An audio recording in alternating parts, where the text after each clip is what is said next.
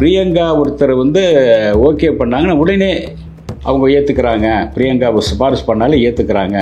அதே மாதிரி அவங்க வந்து கொஞ்சம் முகம் சுழிச்சு இது தேவையான்னு சொல்லும்போது வெளியே அனுப்பிடுறாங்க. அப்படின்னா மேனேஜ்மெண்ட்டோடு அவ்வளோ அட்டாச்சாக இருக்காங்க. விசுவாசமாக இருப்பாங்களா எதுன்னு விசுவாசமாக இருப்பாங்களான்னு தெரியாது. அது அவங்களுடைய இது அது. ஆனால் மேனேஜ்மெண்ட்டுக்கு இவங்க சொல்லுக்கு கட்டுப்படுது. இவங்க மேனேஜ்மெண்ட்டுக்கு ஆட்டி வைக்கிற மாதிரி மேனேஜ்மெண்ட்டில்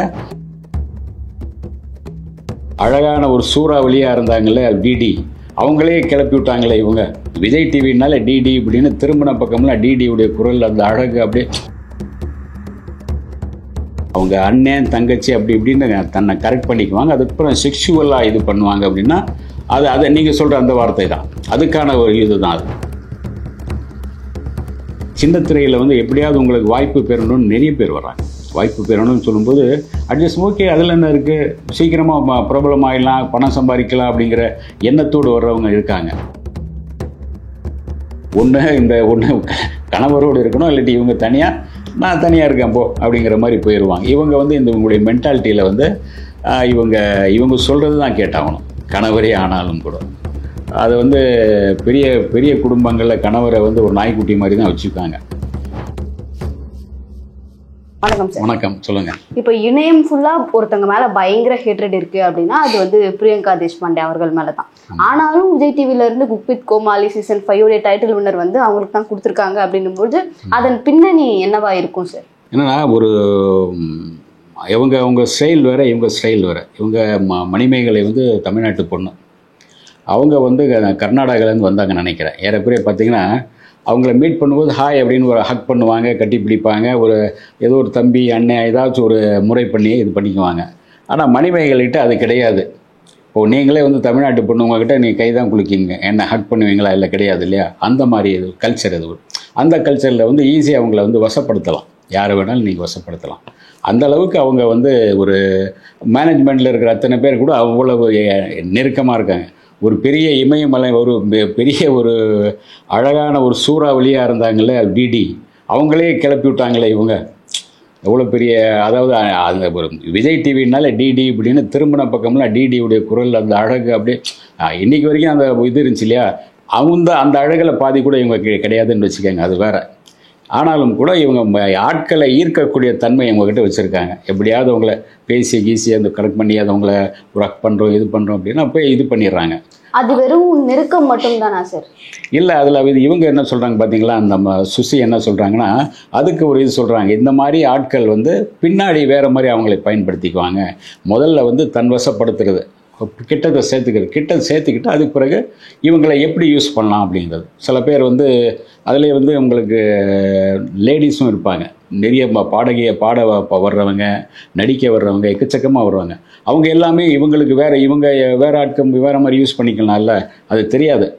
அதாவது நான் வந்து நமக்கு நேரில் பார்க்கல, சொல்கிறேன். இந்த மாதிரி ஒரு ஃபீல்டுக்குள்ளே வந்துட்டோம்னா அவங்கள வந்து வேறொரு யூஸ் பண்ணிக்கலாம். நமக்கு வந்து ஒரு காரியம் ஆகுனா அதை நீங்கள் இது போய் இதில் நடிங்க, இது பண்ணுங்க அப்படின்னு இவங்க மூலமாக வந்து போகும்போது, அதாவது இன்னொரு தெளிவாக சொல்லும்போது, அந்த விஜய் டிவி இருக்கிற ஒரு முணுமுணுப்பு என்னன்னா, பிரியங்கா ஒருத்தர் வந்து ஓகே பண்ணாங்கன்னா உடனே அவங்க ஏற்றுக்கிறாங்க. பிரியங்காவை சிபாரிசு பண்ணாலும் ஏற்றுக்கிறாங்க. அதே மாதிரி அவங்க வந்து கொஞ்சம் முகம் சுழிச்சு இது தேவையான்னு சொல்லும்போது வெளியே அனுப்பிடுறாங்க. அப்படின்னா மேனேஜ்மெண்ட்டோடு அவ்வளோ அட்டாச்சாக இருக்காங்க. மேனேஜ்மெண்ட்டுக்கு தேவையான ஆட்களாக இருக்காங்க. அவங்களுக்கு அவங்களுக்கு விருப்பமான ஆளாக இருக்காங்க அவங்க. அதனால் வந்து உங்களுக்கு அவங்க சொல்கிறத கேட்குறாங்கங்கிற மாதிரி விஜய் டிவியை சுற்றி இருக்கிறத பேசுகிறாங்க. அங்கே இருக்கிற முணுமுணுப்பே இருக்காங்க. இன்னும் சில பேர் வந்து உங்களுக்கு வந்து கோபிநாத் சொல்லுவாங்க. கோபிநாத்துக்கு இதுக்கும் சம்மந்தம் இல்லைங்க.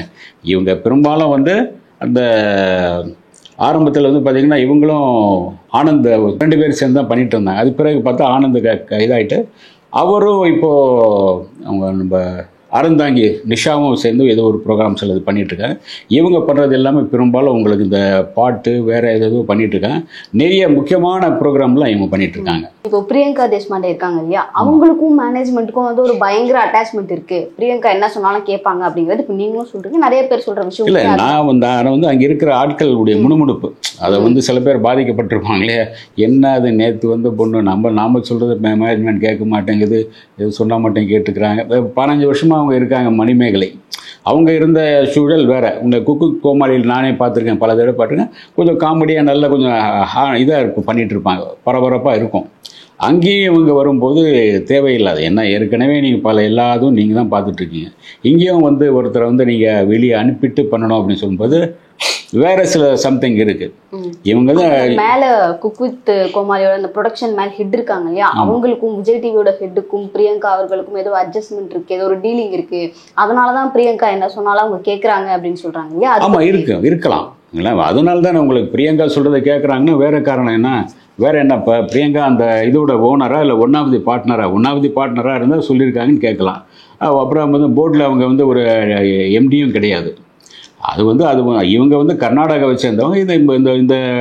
இதை ப்ரோக்ராம் நடத்துகிறவங்க வேறு மாநிலத்தை சேர்ந்தவங்க. 2 பேருமே அது வந்து தமிழ்நாட்டில் நடக்குது. அது ஆனால் வந்து இவங்க சொல்கிறத கேட்குறாங்கன்னா அவங்களுக்குள்ள ஏதோ ஒரு டீலிங் இருக்குது, அவங்களுக்குள்ள ஒரு புரிதல் இருக்குது. விட்டும் தொட்டக்குறை விட்டக்குறை அப்படிங்கிற ஏதோ ஒன்று இருக்குது அவங்களுக்குள்ள.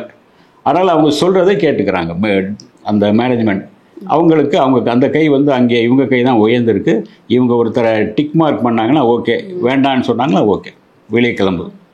பிரியங்கா அவங்க மட்டும் அட்ஜஸ்ட் பண்ணல, பிரியங்கா வந்து நிறைய பெண்களை சப்ளை பண்ணுவாங்க அப்படிங்கிற விஷயம் தான் இப்போ இணையத்தில் பயங்கர வைரலாக போய்கிட்டு இருக்கு. அதை பற்றி சொல்லுங்கள் சார். இல்லை, அதை பற்றி எந்த அளவுக்கு உண்மைன்னு தெரியாது. ஏன்னா நான் இவங்க சொல்கிற விஷயமே பார்த்தீங்கன்னா, சுசி சொல்கிற விஷயமே வந்து அவங்க அண்ணன் தங்கச்சி அப்படி இப்படின்னு தன்னை கரெக்ட் பண்ணிக்குவாங்க. அதுக்கப்புறம் செக்ஷுவலாக இது பண்ணுவாங்க அப்படின்னா அதை நீங்கள் சொல்கிற அந்த வார்த்தை தான் அதுக்கான ஒரு இது தான். அவங்க தன் வசப்படுத்தி கூட்டிகிட்டு வந்து வேறு மாதிரி அவங்க பயன்படுத்திக்குவாங்க அப்படிங்கிற மாதிரிக்கான வார்த்தை தான் அவங்க சுசி சொல்கிறாங்க.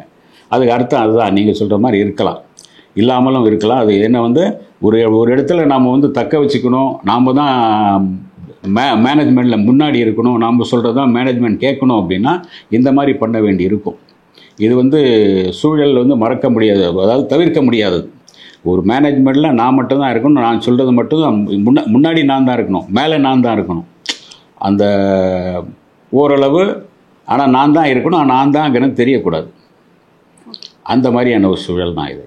பார்த்திங்கன்னா அங்கே வந்து கோபிநாத் தான் முன்னாடி இருக்கணும். கோபிநாத்துடைய குரல் இருக்கா அப்படின்னா தெரியல. அவர் வந்து கூட்டத்தோடு அவரும் ஒரு காம்பேர் மாதிரி உட்காராரு. அவர் மிகப்பெரிய ஒரு ப்ரோக்ராம் பண்ணுறாரு, நீயா நானா. அவரும் ஒரு காம்பேர் மாதிரி அவரும் ஒரு இதாக மாதிரி உட்காந்து அவரும் ஒரு ஜட்ஜ் மாதிரி உட்கார்றாரு அங்கே எங்கேயும் வந்து. சரி, அந்த டிவியை பொறுத்தவரைக்கும் நீங்கள் இன்றைக்கி உங்களுக்கு டேட் கொடுத்துட்டாங்கன்னா காலையிலேருந்து நைட் வரைக்கும் எனக்கு ஒர்க் பண்ணி ஆகணும். அந்த மாதிரியான டிவி அது. அதனால் இப்போ சினிமாவில் வந்து நடக்கக்கூடிய இந்த அட்ஜஸ்ட்மெண்ட் பற்றி, அதுக்குள்ளே இருக்க பாலிடிக்ஸ் பற்றி நம்ம நிறையா விஷயங்கள் பேசுவோம். அதே மாதிரி டெலிவிஷனுக்குள்ளேயும் நிறைய இருக்குது. அது ரொம்ப இதை பற்றி ஏற்கனவே உங்களுக்கு வந்து ஒரு 10 வருஷம் முன்னாடியே நாங்கள் வந்து குமுதம் மற்றும் எல்லா இதுலேயும் வந்து போட்டு இது பண்ணிட்டாங்க, எழுதி கிழிச்சு துவம்சமாகிடுச்சு. அது ஏற்கனவே பழைய இதுக்கெல்லாம் பார்த்தீங்கன்னா நீங்கள் இந்த சின்ன திரையில் நடக்கிற விஷயங்கள் எல்லாமே நக்கீரனில் இது பண்ணியிருப்பாங்க, மற்ற இதுலேயும் பண்ணியிருப்பாங்க, எல்லாத்துலேயும் பண்ணியிருந்தாங்க. நானும் பல இதை எழுதியிருக்கேன். நான் முன்னெல்லாம் நேரடியாக போய் சின்ன திரை இதுக்கெல்லாம் போயிட்டு வருவேன். போயிட்டு அந்த பயங்கர முகம் சுளிக்கிற மாதிரியா நடக்கிற விஷயங்கள் என்னென்ன சார்? அது நிறைய இருக்குது, ஆனால் வந்து வெளியே தெரியல. ஏன்னா இப்போ வந்து அங்கே இருக்கிறது பார்த்திங்கன்னா சின்ன திரையில் வந்து எப்படியாவது உங்களுக்கு வாய்ப்பு பெறணும்னு நிறைய பேர் வர்றாங்க.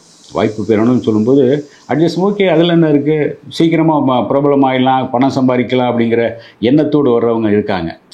அதை வந்து ஒரு பெருசாக எடுத்துக்கிறதுக்கு சார் சம்பாதிச்சாகணும், வெளியே போய் நின்று இது பண்ணாதான் நமக்கு சொல்லுவாங்க. இது கிடையாதுல்ல, ஒரு நல்ல ஃபீல்டு, அதுக்குள்ளே போயிட்டு ஒரு சின்னதாக அந்த மாதிரி இருக்கும், அதுக்கெலாம் அதை இது பண்ணிட்டு போயிட்டு வரலாமே அப்படிங்கிற மாதிரி இப்படி போயிடுறாங்க. இது வந்து வெளியே போகும்போது வேறு மாதிரி ஒரு பெயர் வந்துடும். இது அப்படி கிடையாது. ஒரு ஆர்டிஸ்ட்டுங்கிற இது அதே சமயத்தில் குறிப்பிட்ட ஒரு சிலருக்கு நீங்கள் நெருக்கமாக இருக்கணும், அவங்க கூட ஒரு நட்பாக இருக்கணும். அது இருந்துட்டால் போகிறோம், நீங்கள் தள்ளிட்டு போயிடலாம், உங்கள் கேரியரை அப்படியே தள்ளிட்டு போயிடலாம். அதுதான் அங்கே இருக்கிற இதுவும் அதுதான். பிரியங்காவும் அதுதான். அவங்க கேரியருக்காக சில குறிப்பிட்ட மேனேஜ்மெண்ட்டில் சில பேரோடு நல்ல நட்பாக இருக்காங்க, நல்ல புரிதலோடு இருக்காங்க. அதனால் அவங்க ஈஸியாக அவங்க சொல்கிறத கேட்கக்கூடிய அளவில் மேனேஜ்மெண்ட்டும் இருக்குது. அதனால் இவங்களும் மேனேஜ்மெண்ட்டுக்கு பயன் உள்ளவங்களாக இருக்காங்க. இவங்களால பல பேருக்கு வாய்ப்பு தர்றாங்க. அந்த வாய்ப்பும் எப்படிங்கிறத நம்ம சொல்லிட்டோம். இப்போ கவன் அப்படிங்கிற திரைப்படத்தில் வந்து ரியாலிட்டி ஷோஸில் என்ன மாதிரியான விஷயங்கள்லாம் நடக்குதுன்னு காட்டுவாங்க இல்லையா. அது வந்து மொத்தமாவே உண்மைதான்? மொத்தமாக உண்மைதான், ஏறக்குறைய உண்மைதான். அதில் வந்து வர்ற ஒரு அந்த மேனேஜ்மெண்ட்டுடைய ஒரு கேரக்டர் ஒன்று இருக்கும், ஒரு லேடி குண்டா. அது மாதிரி தான் பிரியங்காவை நீங்கள் வச்சுக்கலாம். அதாவது அந்த மேனேஜ்மெண்ட்டுக்கு விசுவாசமான ஒரு லேடி இருப்பாங்க குண்டா, அந்த மாதிரி தான் இவங்க விசுவாசமாக இருப்பாங்களா எது விசுவாசமாக இருப்பாங்களான்னு தெரியாது, அது அவங்களுடைய இது அது. ஆனால் மேனேஜ்மெண்ட்டுக்கு இவங்க சொல்லுக்கு கட்டுப்படுது, இவங்க மேனேஜ்மெண்ட்டுக்கு ஆட்டி வைக்கிற மாதிரி மேனேஜ்மெண்ட்டில் ஒரு செல்வாக்கூடு இருக்காங்க. ஏறக்குறைய ஒன் ஆஃப் தி பார்ட்னர் மாதிரி ஒரு பவர்ஃபுல்லாக இருக்காங்கிறது தான் இந்த மணிமேகலையுடைய இதில். அவங்க வந்து எல்லா வாய்ப்புகளும் நீங்களே பெற்று சந்தோஷமாக இருங்கன்னு சொல்லும்போது எல்லாத்தையும் அவங்களே தான் பண்ணணும்னு ஆசைப்பட்றாங்க. எல்லா வாய்ப்பும் தனக்கு தான் கொடுக்கணும், நான் தான் எல்லாத்துலேயும் இருக்கணும், நான் தான் எல்லாத்துலேயும் முன்னாடி இருக்கணும், நீலாம் பின்னாடி இரு அப்படிங்கிற மாதிரியான ஒரு தோரணை, ஒரு சின்ன அந்த மாதிரி ஒரு நான் தான் அப்படிங்கிற ஒரு கர்வம் அதெல்லாமே மிளிருது அதில் இருக்குது. இப்போ பிரியங்கா அவங்களுடைய ஆட்டிடியூடான விஷயங்கள்லாம் இப்போ 2-3 நாட்களாக தான் பயங்கர வைரலாக போயிட்டு இருக்கு. அப்படின்னும் பொழுது ஒரு டெலிவிஷன்ல ஒரு ஆங்கர் வந்து இவ்வளோ ஆட்டிடியூடான விஷயங்கள் பண்றாங்க அப்படின்னாலும் இது எல்லாத்துக்குமே எதனால ஒரு மேனேஜ்மெண்ட் சப்போர்ட் பண்றாங்க? மேனேஜ்மெண்ட் சப்போர்ட் இல்லாமல் பண்ண முடியாது. நீங்கள் மேனேஜ்மெண்ட்டுடைய சப்போர்ட் இல்லாமல் எதுவுமே பண்ண முடியாது. அவங்க வந்து அதை கண்டும் காணாமல் இருப்பாங்க. சரி ஓகே அப்படியா அப்படின்னு அவங்கக்கிட்ட வரும்போது அப்படியா சரி நான் பேசி பார்க்குறேன் போங்க அப்படிம்பாங்க. இங்கே வந்து பேச மாட்டாங்க. என்னம்மா அப்படி சொல்கிறாங்களே பார்த்துக்கோ, அவ்வளோதான். கூப்பிட்டு கண்டிக்கிறேன்லாம் கிடையாது. என்னம்மா அவனை இப்படி வருது பார்த்துக்கோ, அவ்வளோதான். அது அவங்களுக்குள்ள ஒரு அண்டர்ஸ்டாண்டிங் இருக்கும்போது இந்த மாதிரி வார்த்தை வரும். இல்லது மேனேஜ்மெண்ட் ரொம்ப ஒரு இதாக இருக்குன்னா, ரஃப் அண்ட் டஃப்பாக இருக்குன்னா, என்ன உன்ன மாதிரி வருது தெரியலமா, சரியில்லைம்மா, இது முதல்ல நீ இது பண்ணு, இல்லாட்டி உன்னையை மாற்றிக்கோ அப்படிம்பாங்க, நீ மாறிடு அப்படிம்பாங்க. அது மேனேஜ்மெண்ட் ஸ்ட்ராங்காக இருந்தால். இது ஸ்ட்ராங்காக இருக்கிற மாதிரி இல்லை. ஏன்னா குக் வித் கோமாளிலேருந்து நாஞ்சில் விஜயன் அவர்கள் வெளியே போனதுக்கும் வந்து இந்த மாதிரி இந்த இடத்துல ரெஸ்பெக்ட் இல்லை அப்படிங்கிறது தான் காரணமாக சொன்னாங்க. முன்னாடி இருந்த ப்ரொடக்ஷன் வந்து மீடியா மேசன்ஸ் வந்து நல்லா பண்ணிட்டு இருந்தாங்க. இப்போ இருக்க ப்ரொடக்ஷன் பற்றி சொல்லுங்கள் சார். இப்போ இருக்கிற ப்ரொடக்ஷன் அவங்க தானே ஃபுல்லாக ஏறக்குறைய அவங்களுக்குள்ளே இருக்கிற ப்ரொடக்ஷன் காஸ்ட்டு தான் மாறுதே தவிர மற்றபடி எல்லாமே அவங்களுக்குள்ளே இருப்பாங்க. அவங்களுடைய கை தான் எல்லாமே. அவங்க இப்போ சொல்கிறது தான் எல்லாமே நடக்கும். இப்படி பண்ணுங்க சார், இப்படி பண்ணிங்க சார், இப்படி பண்ணால் நல்லாயிருக்கும் சார், இது வந்து இந்த மாதிரி அங்கங்கே கோமாளிகள் வந்தாகணும், சிரிப்பு மூட்டை ஆகணும், இடையில இந்த மாதிரி சண்டை மூட்டியெல்லாம் வந்தாகணும் அப்படின்னு சொல்லும்போது அதை கொஞ்சம் இது பண்ணுவாங்க. ஏறக்குறைய அதே தான். யார் மேனேஜ்மெண்ட் யாரும் அதில் உள்ளே இருக்கிற காஸ்ட் தயாரிப்பாளர் மாறினாலும் கூட நிகழ்ச்சியினுடைய என்ன கான்செப்ட்னா அதுதான் கான்செப்ட் மாறாது. அந்த கான்செப்டில் அவங்க தான் இருப்பாங்க. அந்த கான்செப்டில் எங்களுக்குள்ள யார் யார் வச்சுக்கணும், யார் யார் வச்சுக்கக்கூடாது அப்படிங்கிறத இவங்க தான் தீர்மானிப்பாங்க. விஜய் டிவியில் பயங்கர ஃபேமஸாக இருந்த ஒரு ஆங்கர் வந்து பாவனா அப்படின்னு சொல்லலாம். பாவனா அவங்க வெளியே போனதுக்கும் வந்து பிரியங்கான்னு சொல்கிறாங்க. அதாவது சினிமாவில் நம்ம இவரை சொல்லுவாங்களே, தனுஷை சொல்லுவாங்களே, அந்த மாதிரி எல்லா இடத்துக்கும் இவங்க வந்து இவங்க பிரியங்கா இருக்காங்க. சினிமாவில்னா இந்த சின்ன திரையில் இப்போ விஜய் டிவியில் பிரியங்கா இருக்காங்க.